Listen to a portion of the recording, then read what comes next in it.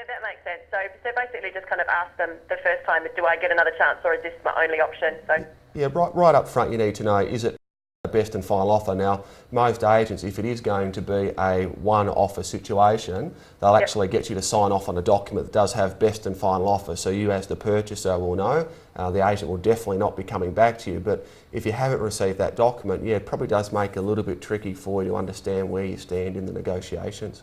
Leanne, Phil's note there about the best and final offer is really important because the terminology that perhaps we take for granted nowadays, best and final offer means that you're unlikely to make another offer at a higher level or with any other better terms and conditions. So if you're able to do that up front and say to the agent, this is my best and final offer, they at least can go to their client and say, they've given it their best shot, and they've got some discussion to have then with the vendor and hopefully convince them that they're not going to get a better price from you either.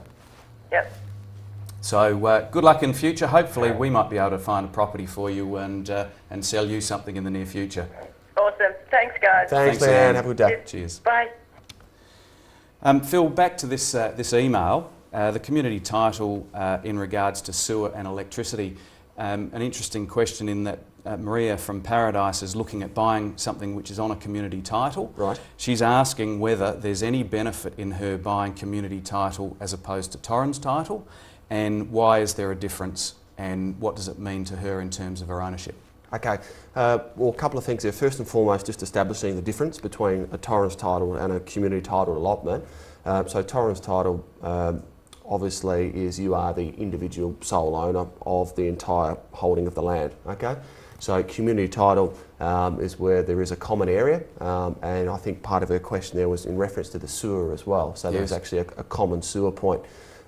So as far as what's more preferable, Torrens title and community title, well, I think in bygone years, Tim, probably like the strata titled and the community title properties were probably looked at less favourably. Yes. But now, without question, community title is very, very common in a lot of developments that we see these days. So it's very common for people. So it's not really an issue now. Not a drama, is it? No. The interesting fact you might like to comment on is the savings that a developer makes in going community title as opposed to Torrens title. Yeah, well there is obviously a preference towards the developer to actually run with a community title development as opposed to a Torrens title, in the fact that there is significant savings when taking the sewer point as an example. So to put in one sewer point, approximately $20,000. So if they can run the sewer out of the one particular sewer point, save $20,000 on the other particular parcel of land. So there's savings in it for the actual developer.